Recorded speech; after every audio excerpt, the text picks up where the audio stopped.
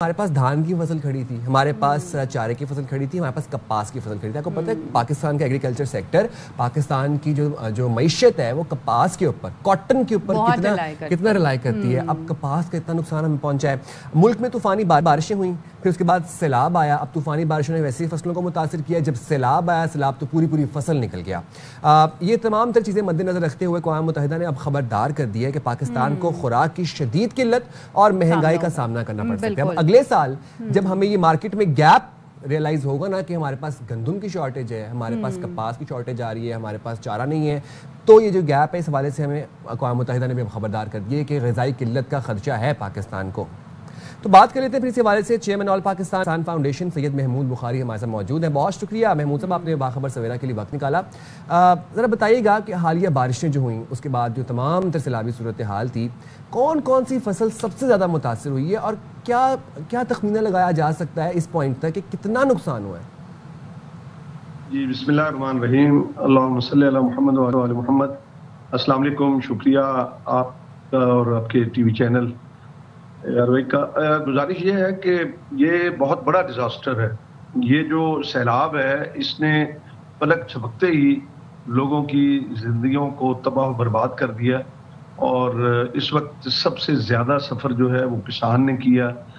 کم و بیش اس وقت تک، کیونکہ دن بدن اضافہ ہو رہا ہے، 30 لاکھ ایکڑ تک جو ہے وہ فصلیں تباہ ہوئی ہیں، اور گھر مسمار ہو گئے، گر گئے، اور مال مویشی ڈنگر، آپ کے ٹیوب ویلز، آپ کی جو ان کے گھروں کے دانے پڑے ہوئے تھے سال بھر کے لیے انہوں نے اپنے اناج کے طور پہ رکھے ہوئے تھے، وہ ختم ہو گئے. ان کا چارہ جو ہے وہ ختم ہو گیا.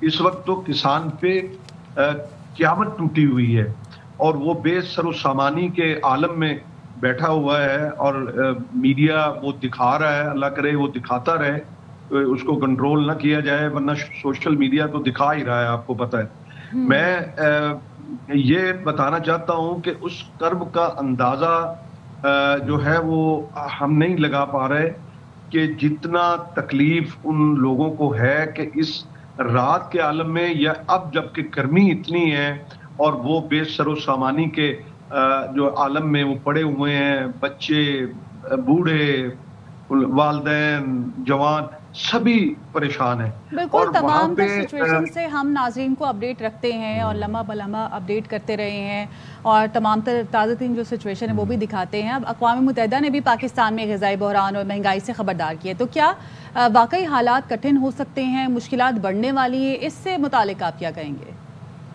جی بالکل، دیکھیں ہو سکتے ہیں نہیں بلکہ ہونا شروع ہو گئے ہیں. یہ اصل میں ہماری حکومتیں سوچتی نہیں ہیں. 2010 میں سیلاب آیا، بات آئی گئی ہو گئی. 2022 میں اقوام متحدہ نے بتایا کہ آپ کے $10,000 کی فصلیں جو ہے وہ تباہ ہو گئی ہیں، انفراسٹرکچر تباہ ہو گیا. حکومتوں کی یہ ترجیح نہیں ہے. حکومتیں صرف اشتہاری طور پر یا میڈیا کے اندر آ کے اور وہ مختلف پوز بنا کے اور وہ یعنی ایک تذلیل اور تضحیق کے انداز سے جو ہے وہ تصویروں لگے وہ اپنا امداد جو ہے وہ ان کے سپرد کرتی ہے. کسان ایک خوددار کمیونٹی ہے، وہ محنتی ہے، وہ کماتا ہے، وہ اس ملک کے لیے کماتا ہے، 25 کروڑ لوگوں کا پیٹ پالتا ہے. لیکن اس کے ساتھ جو یہ معاشرہ کر رہا ہے نا، اس کی تپش اب محسوس ہوگی. میں یہ کہتا ہوں کہ 2022 کا میں نے اس لیے حوالہ دیا کہ اس وقت بھی بڑے بلند بانگ دعوے کیے تھے حکومتوں نے، سندھ حکومت ہو یا پنجاب کی حکومت ہو یا خیبر پختونخوا کی حکومت ہو. اس وقت کہا گیا تھا کہ جی کسانوں کے ساتھ ہم یہ کریں گے، یہ کریں گے، یہ کریں گے.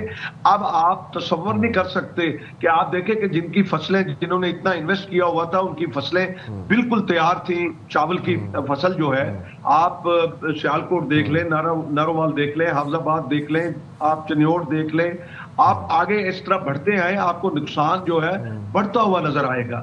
میں حکومت تو یہ کہہ رہی ہے کہ 15 لاکھ یا 20 لاکھ، میں کہتا ہوں اس سے کہیں زیادہ حکومت آدھا سچ بول رہی ہے. محمود صاحب، ہم ذرا آپ سے نا گراؤنڈ ریالٹیز پر حقائق جاننا چاہیں گے. کچھ ذرا فیکٹس کی طرف آ جاتے ہیں. ہم یہ دیکھ رہے ہیں کہ پنجاب اور سندھ فوڈ باسکٹ ہے پاکستان کی، اور یہاں پر سے یہاں فصلیں تیار ہوتی ہیں. پورے ملک کو یہاں سے جو ہے وہ اشیاء خورونوش، اگر ہم بات کریں کراپس کی بات کریں، تو پرووائڈ ہوتی ہے. ہم شہر والے جاتے ہیں, اسٹورز پہ جاتے ہیں, مارکیٹس میں جاتے ہیں, وہاں سے لے کے آ جاتے ہیں. بٹ میں آپ سے یہ جاننا چاہوں گا کہ اب پنجاب میں کوئی ایسا علاقہ نہیں ہے جہاں پر سیلاب سے فصلیں متاثر نہ ہوئی ہوں, سب ڈوب چکا ہے. خدا نہ خواستہ اب یہ پانی جو ہے وہ سندھ کی طرف بڑھ رہا ہے, خدا نہ خواستہ خدشہ ظاہر کیا جا رہا ہے کہ سندھ میں بھی کوئی اللہ نہ کرے کوئی اس طرح کی ایسی صورتحال ڈیولپ ہو سکتی ہے. کون کون سی فصلیں ایسی ہیں جو کہ فوری طور پر ہم دیکھ رہے ہیں کہ تباہ ہو چکی ہیں, اور مزید اگلے 10 سے 15 دنوں میں کون سی سبزیوں کے ریٹس ہم بڑھتے دیکھ رہے ہیں؟